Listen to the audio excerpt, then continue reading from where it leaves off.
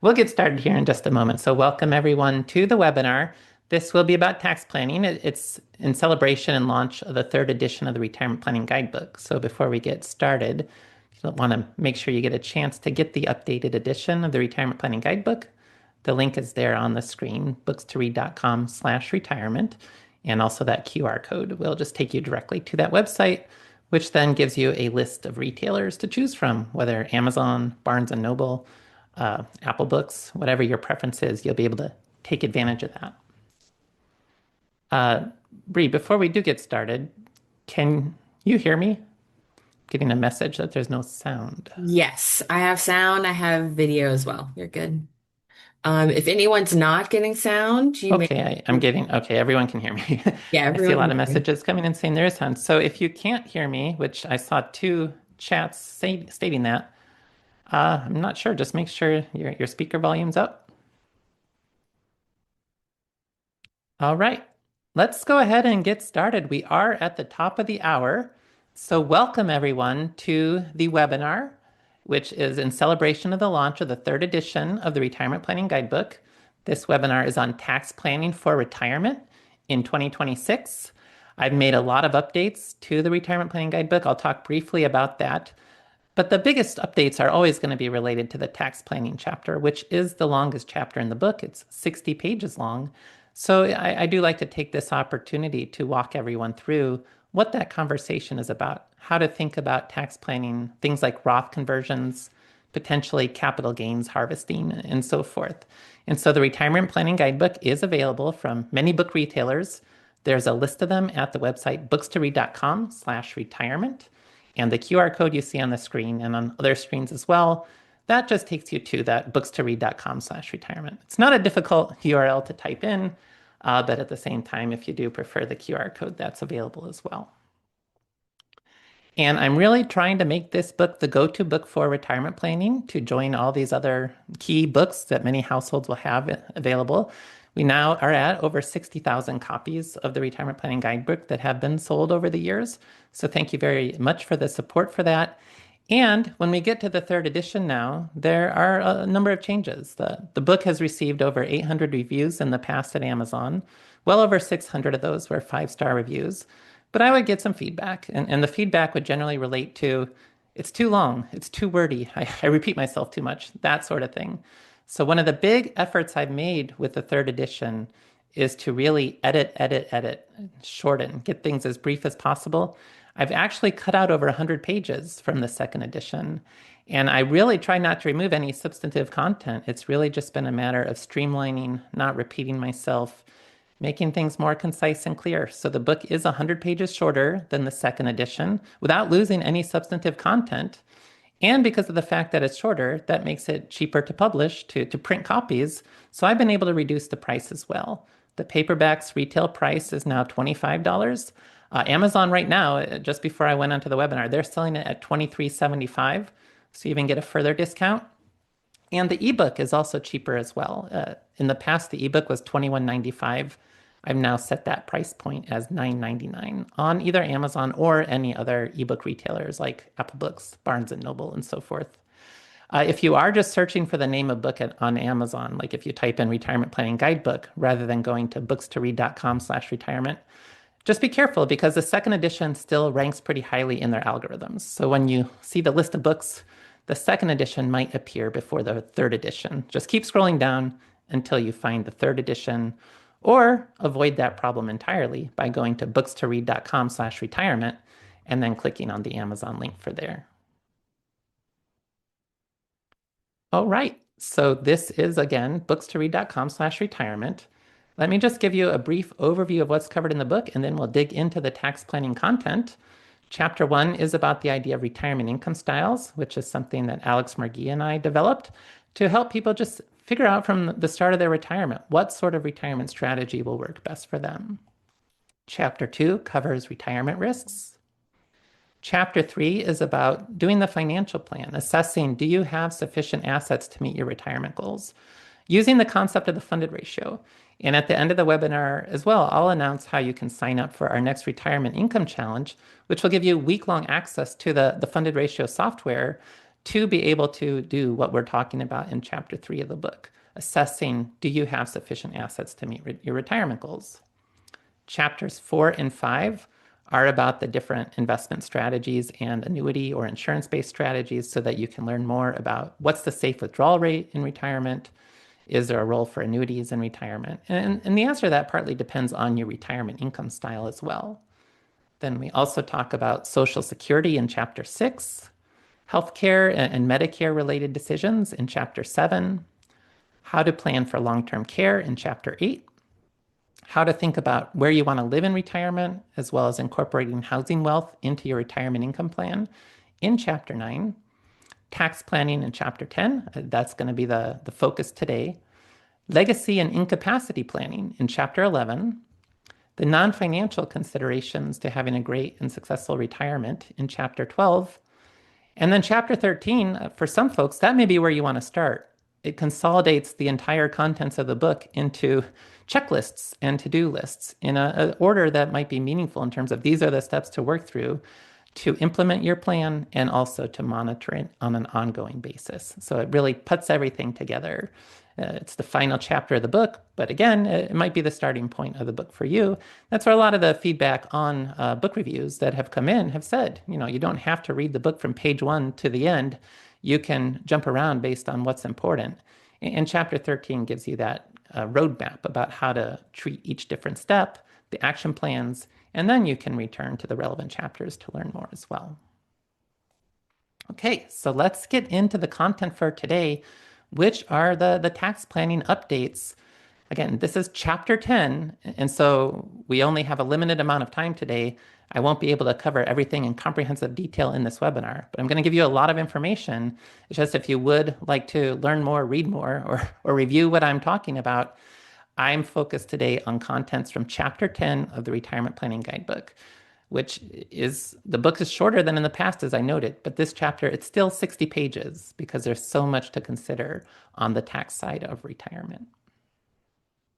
Okay, so what's changed in particular for 2026?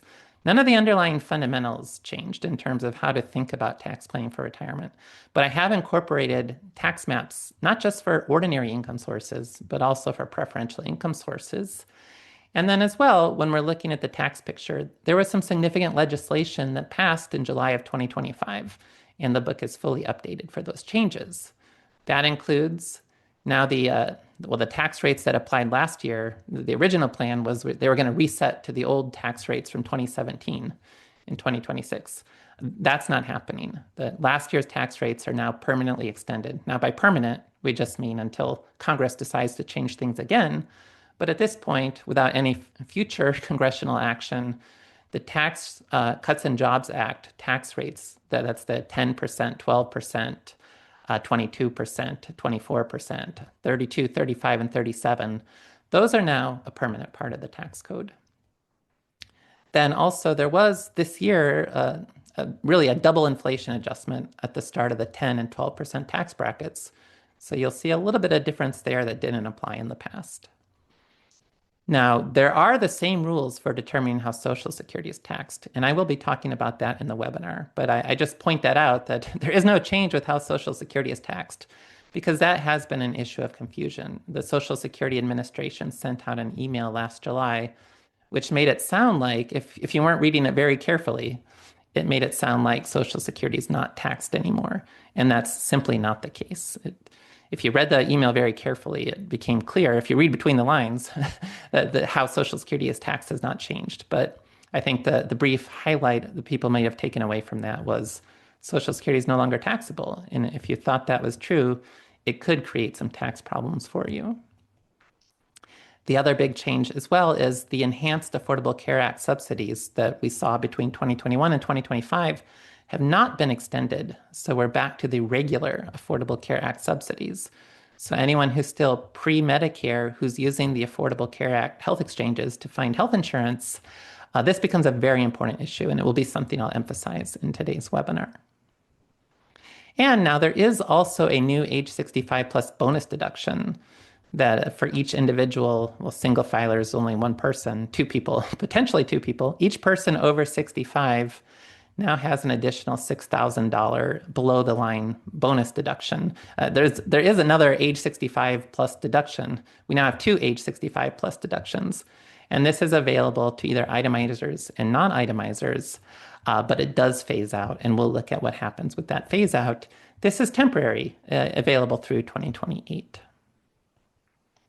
So it is worth mentioning the idea of standard deductions because they are bigger for individuals age 65 and older. I think that's part of where the confusion with the idea that Social Security is not taxed anymore. It's still taxed.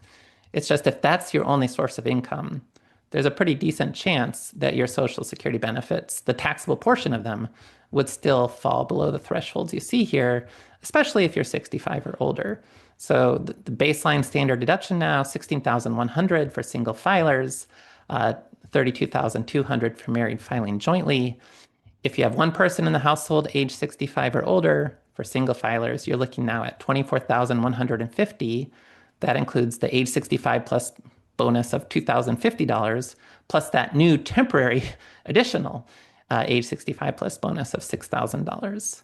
And with married filing jointly, the old age 65 plus bonus is $1,650 per person when married filing jointly, $32,200 plus that $1,650 plus the $6,000. And if both people in the household are age 65 or older, now we're looking at the $32,200 plus the $3,300, the old age 65 plus deduction, and then the new bonus, $12,000 of age 65 plus deduction for an overall below the line deduction of $47,500. Then there's also been some other changes to rules around deductions, below the line deductions that can be itemized, including now mortgage insurance premiums are also deductible. That may be a minor issue for retirees other than if you are using a reverse mortgage. This does open potential opportunities to take advantage of the deduction of mortgage insurance premiums. We do have the state and local income tax, which is now you can deduct up to a cap of $40,400 this year. And then that will phase out all the way down to potentially the cap of $10,000. And that's through 2029. So it's temporary where there's this bonus as well. Then it just is back to the old $10,000 again after that. Now that phase out range doesn't begin until $505,000 this year. I do talk about this one in much more detail in the book, but with our limited time today, given that you do need a higher income base to worry about this phase out, I'm not going to include the slides about that in the webinar. But those caps and phase out ranges are growing by 1% a year through 2029, and then just reset where it's just $10,000 a year after that point. With charitable contributions, there's a new rule that you can only itemize contributions above 0.5% of your adjusted gross income. So rather than starting at zero, you do only get to deduct the amount over 0.5% of adjusted gross income. And then also, when you're in the 37% tax bracket, which again is implying you've got a pretty good income there, but then if you have itemized charitable or any itemized deductions, they're phasing out at that point at a rate of 35% instead of 37%. Okay, so that's the big overview of what changes this year. Now let's talk about tax planning in that context. I do need to review a few tax basics to just level set with what we're talking about, and then I'll dig into thinking about Roth conversions, capital gains harvesting, and so forth. So I'm going to go quickly through these basics. But again, this is an area where if this is the first time you're seeing any of this material, please do check out Chapter 10 of the Retirement Planning Guidebook. This is going to be explained in much greater detail in the chapter. But why are we even talking about tax planning? And the reason is we have a progressive tax system in the United States where every year you look at the income and the tax rates paid on that income increase with the income. So at a low income level, the tax rate applied to lower income levels is lower. The tax rate applied to higher income levels is higher. So being able to smooth income over time can be helpful rather than realizing it all in one year, paying the 37% rate potentially on some of that, smoothing that out over time. Now, the tax code is also filled with a lot of nonlinearities that I'll be talking about, where there's just strange things we see in the tax code that don't just lead to this one-to-one relationship where tax rates increase with income. Tax rates will jump up and down, and you'll see that in the tax maps that I'll be showing momentarily. Marginal tax rates, which are the taxes paid on the last dollar of income, can be higher than the income tax rates. And that's even without considering state income taxes. Just these issues we're looking at the federal level that we need to be aware of and pay attention to make sure we don't accidentally do things that could lead to, unfortunately, much higher tax bills. There are many different types of tax treatment in the tax code that do need to be coordinated. And the idea is, well, we have to pay taxes. It's just let's look for opportunities where we can do that at a lower tax rate, which can help to avoid having to pay it later at a higher tax rate. That's how to create greater tax efficiency with our retirement assets. Now, just level setting again, we have a total income, which are all the different income sources that are taxed. From that, you subtract any above the line deductions. Contributions to retirement plans would be the big one, but also things like student loan interest. There's a few different above the line deductions. You subtract those, you get adjusted gross income. From adjusted gross income, you subtract any below the line deductions, and then you get taxable income. And taxable income are the numbers shown on the charts that show you like what tax rate applies to different income levels. That's the taxable income. Now, one important thing to note here with some of the nonlinearities we look at, they connect to your adjusted gross income, not to your taxable income, which just simply means you can't avoid those problems with bigger below the line deductions. Like you can't make a charitable contribution to save yourself if the issue we're talking about connects to adjusted gross income, because the below the line deduction happens after the adjusted gross income. And then also just, again, this is very brief. Hopefully it's not the first time you've seen this kind of content. But again, I talk about these issues much more in Chapter 10 of the Retirement Planning Guidebook, that when we're talking about tax-efficient retirement distributions, we're talking about coordinating between taxable brokerage accounts, retirement plans that are tax-deferred, that's the traditional IRAs, 401k plans, solo 401ks, and the like. And then also the Roth accounts, which are also retirement plans, which are tax exempt. So with a tax deferred account, you generally get the tax deduction on contributions. The assets grow tax deferred, and then distributions are taxed as ordinary income. With a Roth account or tax exempt account, you put in after-tax money. You don't get the tax deduction on the contributions, but then the account growth and distributions all come out tax-free. They do not enter into your adjusted gross income. And that would include Roth IRAs, Roth 401ks, and the like. So with different income sources, we have ordinary income sources where you pay ordinary income tax rates. You see the whole list of things here: wages, earnings, distributions from IRAs or other tax-deferred retirement accounts, short-term capital gains, interest, non-qualified dividends that are not qualified, a portion of non-qualified annuity payments, a portion up to 85% potentially of your Social Security benefits, pension income, other rental or other passive income sources. Then you have preferential income sources that are taxed at a different set of rates and stack on top of ordinary income. That would be from your taxable brokerage accounts, any qualified dividend distributions, and any realized long-term capital gains. And then if you're trying to spend in retirement without generating adjusted gross income, without potentially causing problems to your tax bill, there are different non-taxable income sources as well. Part of what you distribute, the cost basis from your taxable brokerage accounts, Roth IRA distributions, qualified, a portion of non-qualified annuities, a portion of your Social Security benefits, distributions from health savings accounts that are used for qualified medical expenses, distributions from a reverse mortgage, and also with life insurance, potentially with a properly structured policy, loan proceeds, borrowing from the policy, or receiving cost basis from the policy could potentially be a source of tax-free spending power, the power that does not go into your adjusted gross income. Okay, tax-efficient retirement distributions. So there's a conventional wisdom on how to spend down retirement accounts.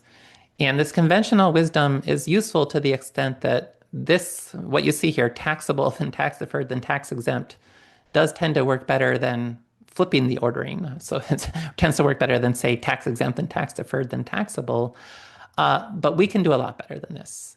And that's what the tax planning is all about. It's going to be using, instead of just blindly spending down our taxable account and then switching and spending down our tax deferred account, IRAs, 401ks, and the like, and then once those are depleted, then spending down our Roth or tax exempt accounts. We can do better because this can be quite tax inefficient. It can cause you to waste low tax rate capacity when you're spending on the taxable account. It can cause you to generate too much taxable income when you're spending on the tax deferred account. And then later on, if all you have left are Roth assets, you might not even be able to fill your standard deduction. And so you're wasting the ability to have paid taxes at 0% by blindly following the conventional wisdom strategy.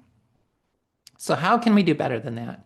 The idea, it's called effective marginal tax rate management. This is something developed with Covasum, with Joe Elsasser, developing these tax maps that I'm talking about. He's the originator of these concepts. And the idea is you aim to pay taxes at the lowest possible rates. So again, we have to pay taxes at some point, but looking for opportunities to do that at lower rates. Pay taxes at low rates when possible, and if we're facing an ugly tax situation, one of these nonlinearities I'll show you about momentarily, well, draw from some of those non-tax income sources to avoid paying taxes at higher rates. Reduce future RMDs by planning ahead so that you don't have the situation later on where required minimum distribution is forcing you to take a distribution and add to your adjusted gross income and pay taxes at higher rates, even though you don't necessarily want to spend that money. Now, you don't have to spend it. You can reinvest in your taxable brokerage account, but you may not be able to avoid the high tax rates associated with a big required minimum distribution. So in all this, short-term sacrifice can create, well, long-term benefits, but in a way also immediate benefits. And we'll talk about in the context of if you have a big IRA that's inherited by adult children in their peak earnings years, any kind of Roth conversion that you do might immediately lead to a larger after-tax legacy, even if we're going to plan for a long retirement. But even if, unfortunately, retirement is cut short, the after-tax legacy value of your assets will immediately be higher by doing these types of strategies. The biggest impacts for all this do tend to happen at places that are close to each other, but are now further separated than in the past due to that point I mentioned with a double inflation adjustment to the 10 and 12% bracket start points. But when you're looking at ordinary income between the 12 and 22% bracket, the cutoff there of taxable income, 50,400 for singles, 100,800 for couples. Well, it's kind of a pity if you missed out on an opportunity to pay taxes at 12%, and that caused you to have to later pay taxes at 22%. You're adding to your tax bills. So generate at 12% when you can to avoid at 22% is the basic idea that we're going to dig into in more depth. And likewise with your long-term capital gains, you can realize those, and potentially there's value in doing that if you could pay at a 0% rate to avoid, if it helps, to avoid in the future having to pay at a 15% rate. And those cutoffs are $950 less for singles and $1,900 less for couples. And that's where last year it was only $125 or $250 as a difference. Now the difference is bigger, which is once we get through the preferential income stacking issue that I'll talk about shortly, you now have another runway of either $950 or $1,900 of a 12% tax rate. It's not going to make a huge difference, but it's just an interesting thing to be aware of. So how might you voluntarily generate more taxable income? Well, generally, you're still going to be spending from your taxable accounts to cover your spending needs when those taxable assets remain. Now, that may not be universal because at some point, if there's an unlucky or unfortunate tax situation, you might switch to spending from a Roth instead. But the idea is you cover your spending generally from your taxable account. And then if there's more capacity to generate taxes at a lower rate, doing Roth conversions to move funds from your IRA to your Roth IRA, or from, well, that's the easiest, but any kind of tax-deferred qualified retirement plan over to the Roth version of those qualified retirement plans. And then another thing we can look at too is generating long-term capital gains by selling and then immediately repurchasing assets in taxable accounts. which will raise the cost basis so that you have less taxable gains in the future. And if you're in the 0% bracket for preferential income, that can be particularly valuable. Now, this is gains harvesting we're talking about, which is different. Usually you hear about loss harvesting. If you're harvesting capital losses, there's a lot more rules around that.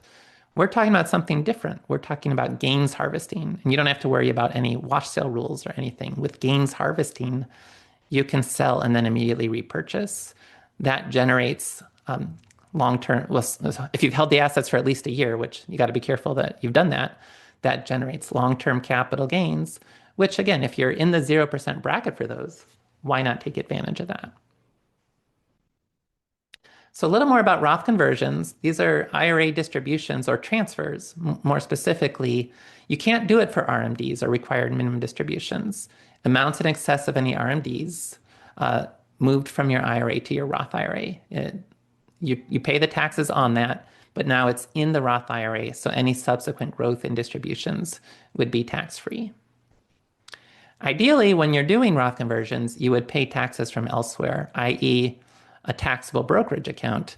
Now, it's not required that that's the case. If you don't have any taxable brokerage account left, you might still do Roth conversions. And as long as you're 59 and a half and not having to pay the penalty, early withdrawal penalty, it's okay to pay the taxes from the IRA as well.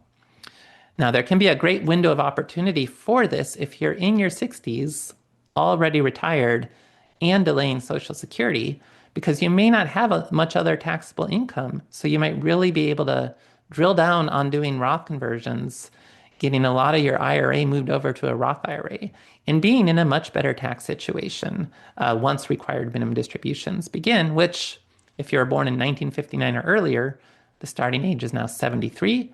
If you were born in 1960 or later, the starting age is now 75.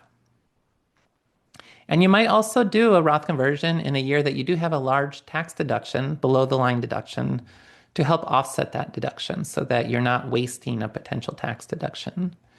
And also during market downturns, that can be a good opportunity to do Roth conversions if you do have a way to pay the taxes, assets that haven't declined in value as well. So if you have a cash buffer or another buffer asset, that's a term I talk about quite a bit in the book, very important, buffer assets.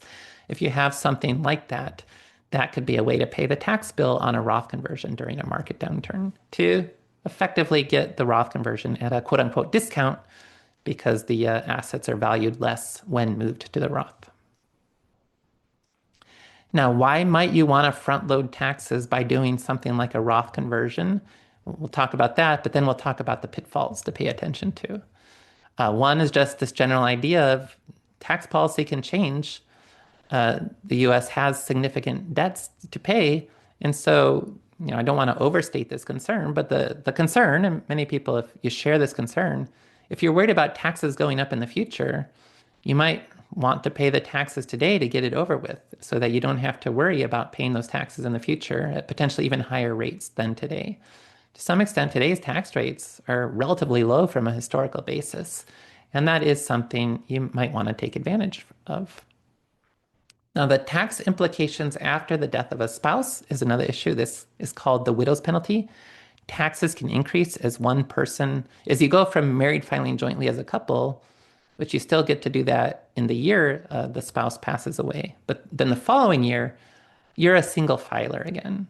And there's a widow's penalty associated with that. I'll show that in particular with how Social Security is taxed momentarily.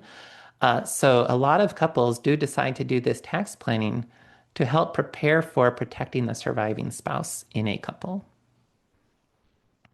Also, at the end of 2019, the Secure Act passed, and that took away the lifetime stretch on inherited IRAs for like your adult child beneficiaries who they're not designated eligible beneficiaries to get other treatment. Your adult child beneficiaries are generally going to get a 10-year window to spend down their inherited IRAs. And so if you kind of live to your 90s and your kids are maybe in their late 50s, that may be their peak earnings years. So they're going to have to spend on, or they're going to have to distribute from that IRA at a potentially higher tax rate during their peak years of earnings than you might be able to pay as a retiree. And so part of the motivation for a Roth conversion then becomes creating more after-tax legacy value for your beneficiaries. And then also the other big one, and why this can have huge impacts, is to prepare in advance for RMDs so that you don't have these RMDs that are more than you want to be able to spend that are forcing you to pay taxes and having no way to avoid that. To prepare in advance with the Roth conversion so that you lower the IRA balance, increase the Roth IRA balance, and then have lower RMDs in the future. And that RMD impact can be big. It's been called the retirement tax cliff, where RMDs unexpectedly push you into a higher tax bracket.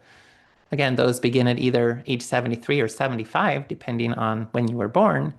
But here's just a table showing you that this is the kind of ordinary income you're forced to generate based on your IRA balance and based on your age. And you may not want to spend any of this, but you have to pay taxes on it. That could push you into higher tax brackets. And that could trigger some of these other nonlinearities that we're about to work through. So just preparing in advance to not have those problems, that's one of the big motivations for tax planning in retirement. Okay, so that's the case for why to think about Roth conversions.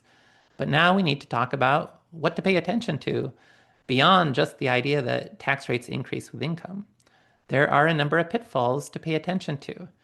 Increasing taxable income can also generate more taxes besides just income tax rates. The preferential income stacking issue. So, well, I'll talk about that with some actual details here, but we're going to be careful about what happens with preferential income stacking as well as the net investment income tax. The Social Security tax torpedo, which is the general framework around how Social Security benefits are taxed. We'll want to be careful about that. Increased Medicare Part B and Part D premiums, which is relevant for income from 2 years prior. So if you start Medicare at age 65, your income at age 63 starts mattering for this. There's IRMAA, the income-related monthly adjustment amounts, that can increase Medicare premiums based on your income. The phase out of below-the-line deductions. And then also the Affordable Care Act subsidies, if you're using the Affordable Care Act for health insurance. We're going to look at these 5 issues now. And we'll start with the preferential income stacking. So this is what, in 2026, the tax rates look like for qualified dividends and long-term capital gains, which I'm referring to as preferential income. These are the tax rates for your taxable income, which, if you recall, was, well, your adjusted gross income minus your below-the-line deductions.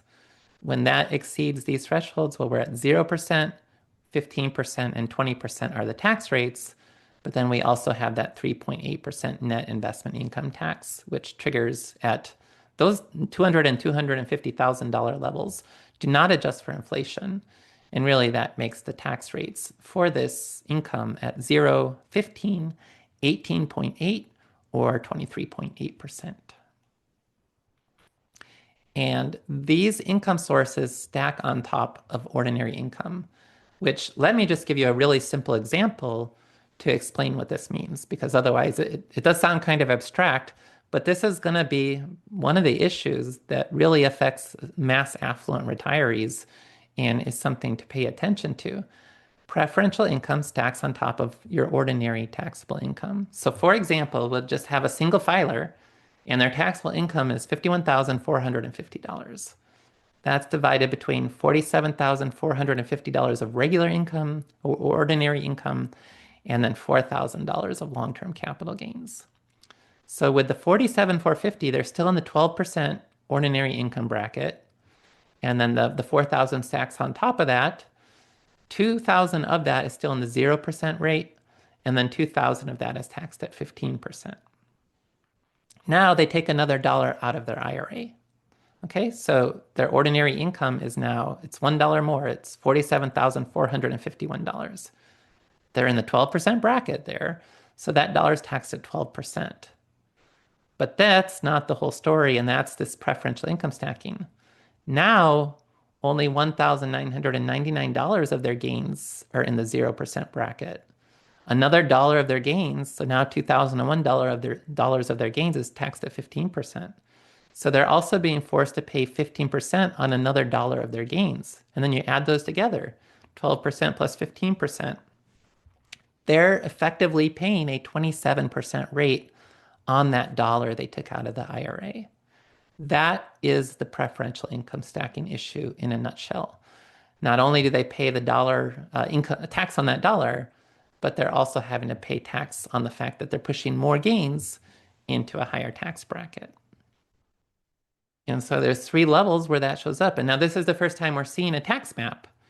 We're going to see a number of these tax maps now. This was the idea that Joel Sasser developed, where we're looking at the effective marginal tax rate on each dollar. Here, in this example, they don't have any Social Security benefit yet. So we're plotting their ordinary income. They do have $20,000 of long-term capital gains or qualified dividends. And so as they generate ordinary income, we see the tax rates, that 10%, 12%, 22%, 24%, and so on. But then we're also seeing the stacking issue, where as they're pushing their gains from the 0 to 15% bracket, we see that spike at 27% that occurs before they get to the 22% tax rate. The $20,000 is taxed 15% now, and then they drop back down to 12% for another $1,900. That's that idea I mentioned earlier. Then they enter the 22% bracket. But then when they get to $230,000, now when you add their gains to that, they're starting to push over that $250,000 threshold. So now they're paying the net investment income tax. And then as you keep moving along, eventually they get to the 35% bracket. This is now happening at a much higher income level. But then when they get to the point where they paid 18.8% on their gains, and now they're going to be paying 23.8% on their gains, or they're 5% more when they're 35% bracket. They're also then going to pay an additional 5% bump when they push their preferential income really from that 15% bracket into the 20% bracket for an overall effective marginal rate of 40%. Now, the Social Security tax torpedo. Up to 85% of your Social Security benefits are taxable. That was true. It's been true for a while at this point, since 1994, and it's still true. The tax schedule for this was set in 1994, and this is the other part of the tax code that does not get inflation adjustments, which just means that over time, more and more Americans will be paying tax on their Social Security benefits. Now, the way to determine how much of your benefits are taxed is pretty complicated. I'll give you a brief overview, and this is another area where if you want to become an expert on this, it's all in Chapter 10 of the Retirement Planning Guidebook. But the key punchline that will come out of this is that proactive planning could potentially help you avoid the full Social Security tax torpedo. And that is a key aspect of tax efficiency in retirement. That if you can, through proactive planning, get so that instead of having to pay tax on 85% of your Social Security, it's hard to get it down to zero, but maybe you only have to pay tax on 50% of your Social Security. Well, that could lead to some significant tax savings once your Social Security benefits begin. And a key point from this is in Chapter 6 of the Retirement Planning Guidebook, I talk about why you might consider delaying Social Security. You can claim any time between 62 and 70 for your retirement benefits, but why you might consider leaning more to the 70 side to do that. And when you overlay this ability to do tax planning, that just further compounds the advantages from delaying Social Security benefits. Now, this is a table that I discuss in more detail in the book. We're getting pretty deep into the weeds here, but this is how you figure out how much of your Social Security benefits are taxed. And when your provisional income, which is your adjusted gross income minus the taxable portion of Social Security, plus half of your Social Security benefits, plus tax-exempt interest sources that you have from like municipal bonds and so forth, and then a few other minor things.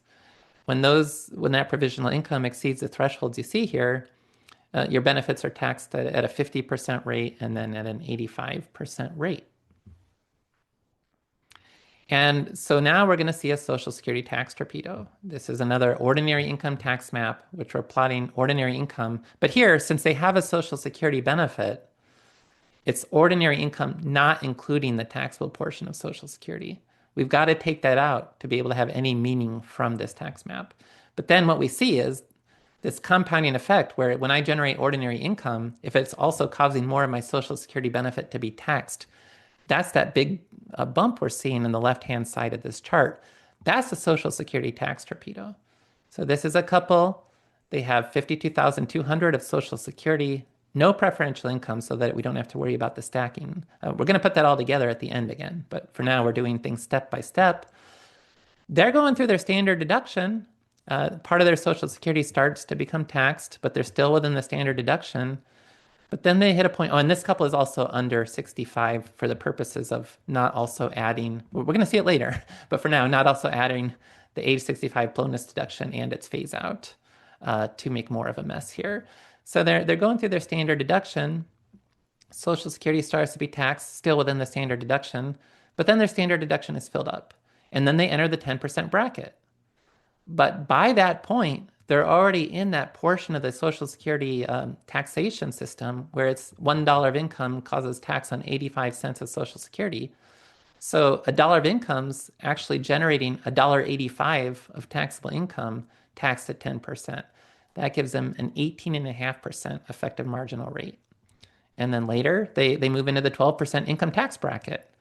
Well, now $1.85 is taxed at 12%. So $1.85 times 12%, that's now 22.2%. And then once all of their Social Security once they get to 85% of their Social Security is taxed, they leave the tax torpedo and it's no longer an issue. But that 18.5 and 22% tax rate, that's the taxation of Social Security in action.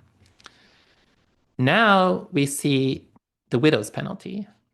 This could happen for a couple as well, but at this point it's becoming less likely. You need a really big Social Security benefit for it to happen. But now we're looking at a single filer and they're just getting their survivor benefit. So their Social Security is less, it's 32,200.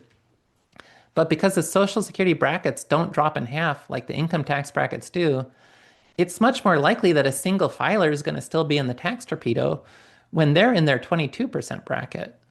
And so you really see the tax torpedo, it's that spike where the effective marginal tax rate is 40.7%. And that's because for part of their Social Security benefit, they're already in the 22% bracket. So when they take $1 out of their IRA, they now have $1.85 taxed at 22% for an overall 40.7% effective marginal tax rate. So again, that's 22% plus 22% times 85% of $1 of Social Security. That's how we get the 40.7%. Next, Medicare. IRMAA surcharges, increased Medicare Part B and Part D premiums. Now, people hate IRMAA, and for good reason, as we'll talk about, but it's not necessarily catastrophic if you get hit by this one year because it's not a lifetime thing. Every year, there'll be a reset. But people really do hate accidentally triggering IRMAA surcharges. This is about the idea that Medicare premiums will experience jumps at different income thresholds. Now, the modified adjusted gross income you use to determine if you have to pay higher Medicare premiums, it's that adjusted gross income. So again, below the line deductions can't save you from this or from the Social Security tax torpedo. Your adjusted gross income plus tax exempt interest. But for this one, it's from 2 years prior, not from the current year. Your income from 2 years prior determines whether you pay Medicare premiums this year, higher Medicare premiums this year. So if you start Medicare at 65, your income at age 63 will be used to assess, do you have to pay premium surcharges at 65? Now, if you have a life-changing event and retiring counts for this, you can file Form SSA 44 to request a smaller premium. But if you're doing Roth conversions, that does not qualify as a life-changing event. So you cannot file Form SSA 44 to petition not to have to pay the IRMAA surcharge because you were doing Roth conversions. This is the table for 2026 of the thresholds. There's 5 different thresholds that lead to bumps in the surcharges you have to pay on your Part B and Part D monthly premiums. So if you're paying the Part D this is all covered. Chapter 7 of the book goes into great detail explaining how Medicare works. So this table will make a lot of sense after you've read Chapter 7. If you're brand new to Medicare, it may not make much sense right now. But Part B is for your medical general health insurance. Part D is for prescription drug coverage. The average prescription drug plan in the US this year is $38.99 a month. So if you were at the average, if your income is below these thresholds, you'd be paying a total of $2,902.68 towards your Part B and Part D premiums. And then you can see how this is jumping by over $1,000 at multiple thresholds, up to the 5 different thresholds you see on this chart. And that's per person. So if you're a couple, you would be doubling all these amounts. Now, this is what's happening. So suppose I'm a single person and my modified adjusted gross income here, so my income from 2 years prior was $109,000.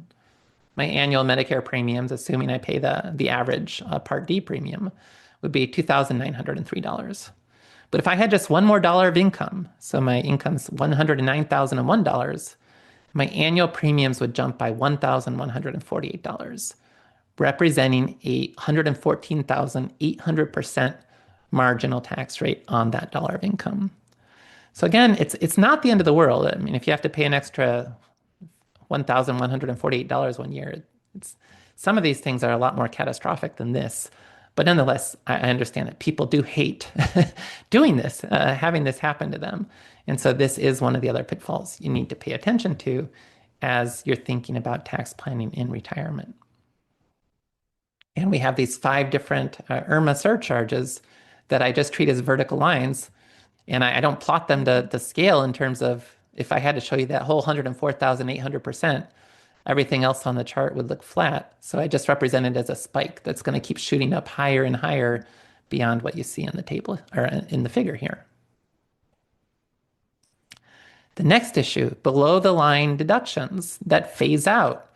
And with the new tax legislation, there's a lot more of these below the line deductions that phase out. Now, some of these are temporary, so for the next several years. Some of them are permanent. But here's the different below the line deductions that phase out. Some of them are only relevant for if you're itemizing instead of just taking the standard deduction. That includes for state and local taxes. Now, like I mentioned, that one doesn't start till $505,000 of adjusted gross income this year, or taxable income for that. So I'm leaving it out of this webinar, but I do show you how to really think about that as well in Chapter 10 of the Retirement Planning Guidebook. Then you have different adjusted gross income related caps and floors for charitable donations, and there's an adjusted gross income floor for qualified medical expenses. I talk about those as well in the guidebook. Then there's these new deductions that are temporary, but that apply. You don't have to itemize to get them. They're available for both itemizers and non-itemizers. So if you're taking the standard deduction, you can still get the rest of these potentially. The $6,000 bonus per person age 65 plus, and then others like qualified business income, qualified income from tips, not the Treasury inflation protected securities, but tips from employment, qualified overtime wages, qualified auto loan interest. And I do talk about all those in the book as well.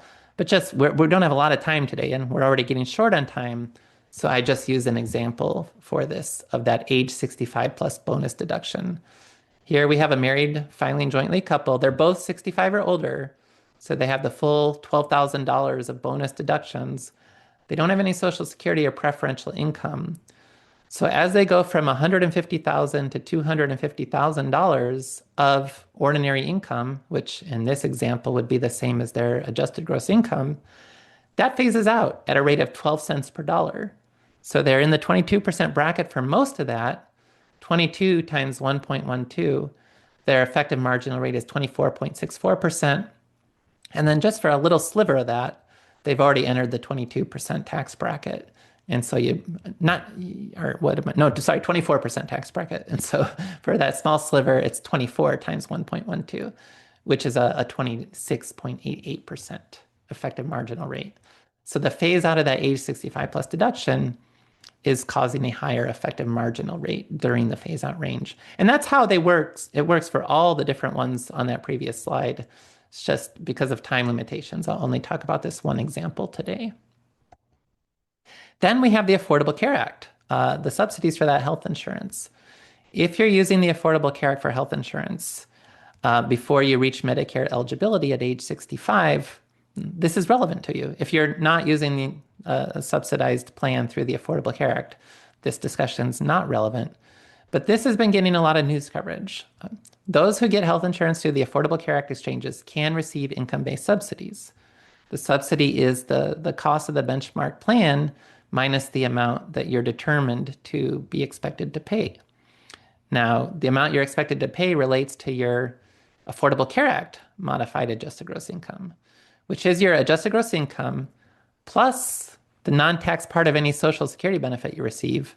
So in other words, 100% of your Social Security benefits count towards this, plus tax-exempt interest, plus if you have any untaxed foreign income that was excluded, and there's a couple other minor details as well. But you add those all up, and then now in 2026, you're eligible for subsidies if that Affordable Care Act modified adjusted gross income is between 100% and 400% of your federal poverty line. Now, these tables are all in the book too. The federal poverty lines, you use the numbers from 2025 for the year 2026. And this is what it looks like. It depends on where you live. So the continental US or Alaska and Hawaii have different tables. And then also the number of people in your household. So this is where subsidies start and subsidies end at 4 times the numbers on this table. So just for example, if you're a 2-person household in the continental United States, your federal poverty line is $21,150. You multiply that by 4, $84,600 is where your subsidy will drop to 0. Now that wasn't true last year, and that's where this slide becomes important. The purple curve is how the subsidies worked last year. The yellow curve is how subsidies work this year. And we'll just do it for an example of a 60-year-old couple, 2-person, 60 years old, both non-smokers. Premiums went up a lot this year too. So in the 2025 edition of the Retirement Planning Guidebook, their baseline premium was about $26,000. Now it's $31,829. That's the national average annual premiums for a non-smoking 60-year-old couple. Now, how much subsidy are they eligible for? Well, the yellow curve shows what it is this year. They're eligible for significant subsidies between 100% and 400% of their poverty line. But look at what I have on the right there. In this example, if their modified adjusted gross income is $84,600, they're eligible for a subsidy of $23,792. Now, last year, it kept going. That's that purple curve. This year, if their modified adjusted gross income is $84,601, their subsidy is 0. $1 of income is causing this couple to lose $23,792 worth of potential subsidies towards their health insurance through the Affordable Care Act. So this becomes huge in terms of, you may not be able to avoid it if your income is just higher than this and there's nothing you can do. You just miss out on the subsidies. But you don't want to accidentally, or if you have the capacity to control things here, you don't want to accidentally exceed 400% of your federal poverty line. And this becomes very important this year. Now, this could still potentially change if Congress takes action. But at this stage in the game, it looks like we don't have the enhanced subsidies anymore. We have this yellow regular subsidies. Now, putting this all together, effective marginal tax rate management, here's now a tax map that before I was showing this piece by piece, now we've got a couple, $52,200 of Social Security, $22,000 of preferential income, and we see their ordinary income tax map. And so we see these multiple things together, the tax torpedo from Social Security, the preferential income stacking issue, which gets mixed with the age 65 phase out. So now it's not just a 27% rate, it's actually once you enter the range where the age 65 plus bonus deduction phase out begins, they're actually at a 30.24% effective marginal rate. Then it drops back down to 12%, but that's still in the phase out range. So it's really 13.4%, 44%, and then the 24.64%. And then we get some IRMAA thresholds. We finish the age 65 plus phase out, but now we enter that preferential income stacking issue with the net investment income tax, and so on and so on. But that's the basic idea behind. You might think the yellow represents your tax rates in retirement, but it's this purple overlay that really reflects your true tax rates in retirement. And this is what it would look like for preferential income. In this case, they still have $52,200. Now, this is brand new to the 3rd edition. We talk about these preferential income tax maps as well. Ordinary income of $20,000, starting from zero with other preferential income. We see the Social Security tax torpedo come into play as they generate preferential income. It's because that adds to their provisional income. It causes a greater percentage of their Social Security benefit to be taxed. That would go into the 10% ordinary bracket and then at that 85% rate. So we have an 8.5% effective marginal tax rate during the tax torpedo, then back down to zero. Then we enter the 15% bracket, but then we deal with the age 65 plus phase out, which is going to change things, not just multiplying 15% by 1.12, but that can also retroactively, by lowering your below the line deduction, cause more of your Social Security to be taxed as well, and so on and so on here. So the latter part of chapter 10 dives deep into how to then make decisions around all of this. And those decisions you make are going to depend on your sources of income available, how much taxable, tax deferred, and tax exempt assets you have. Where are you starting from on the tax map? You got to look at where you start from to decide what to do from that point. And where you start from depends on your income, RMDs, Social Security benefits, interest and dividends from taxable accounts, other taxable income sources you have.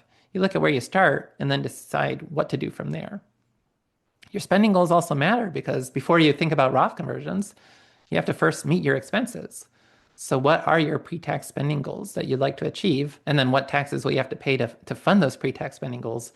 And then do you have capacity for additional tax planning?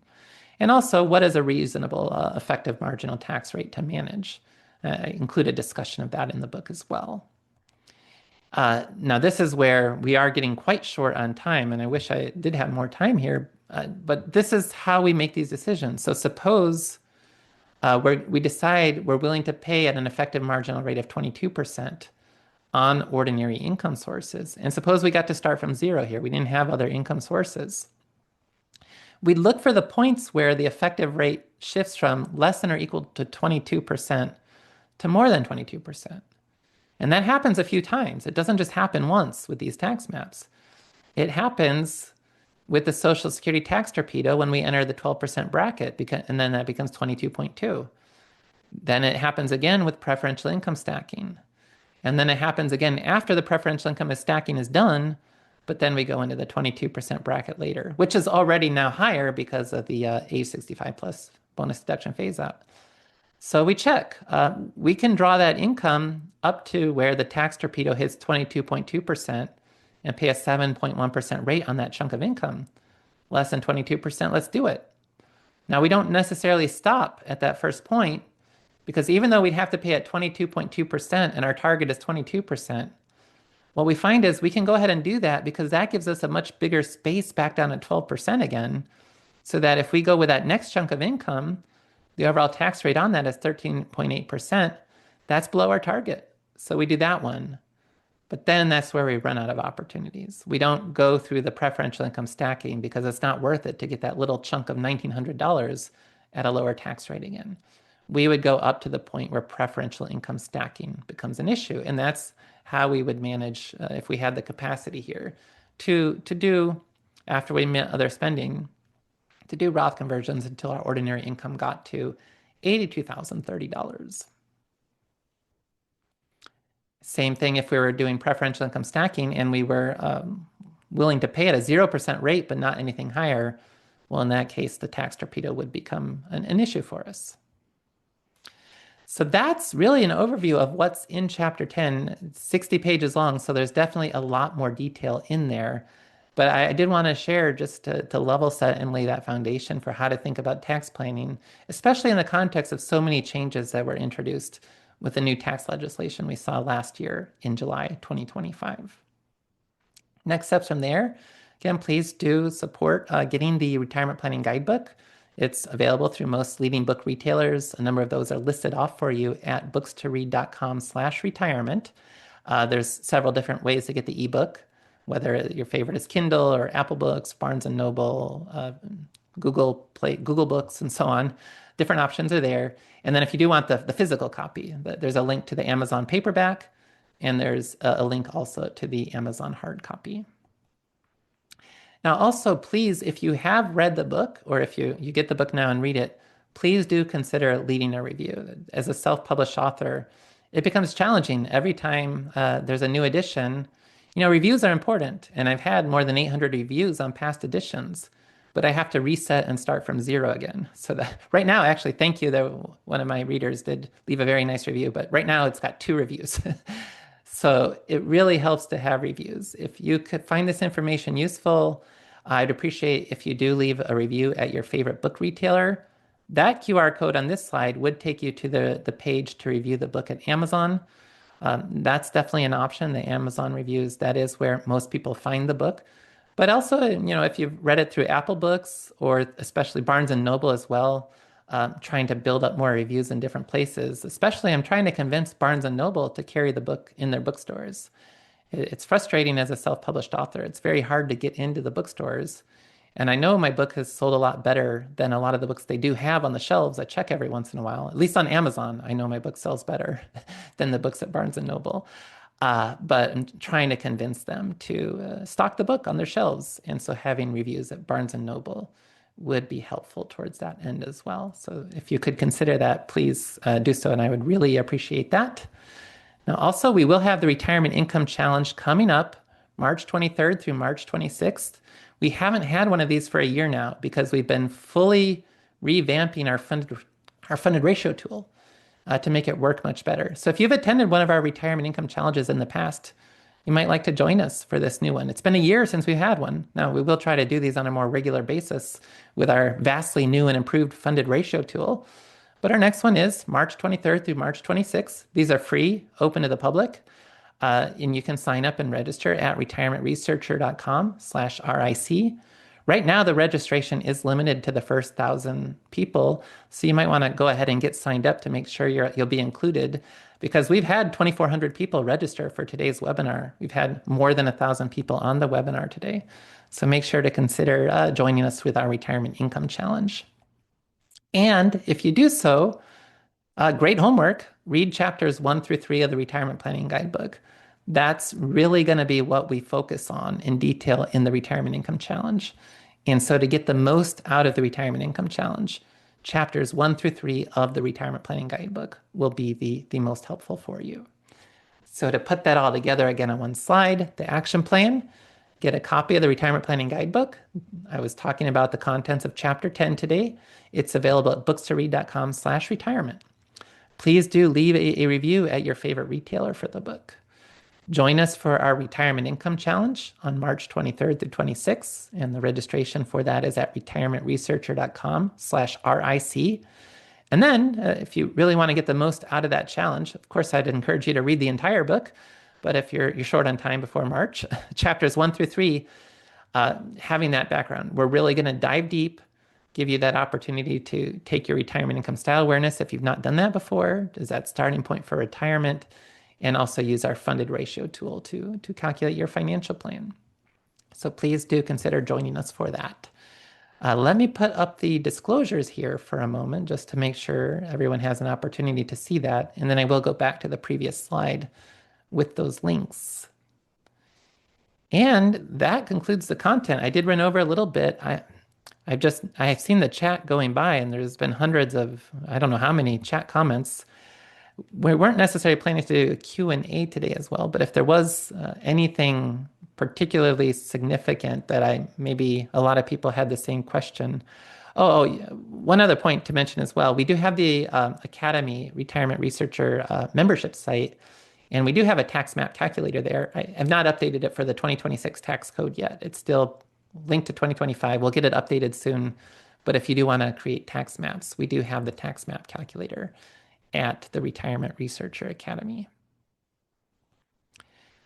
All right.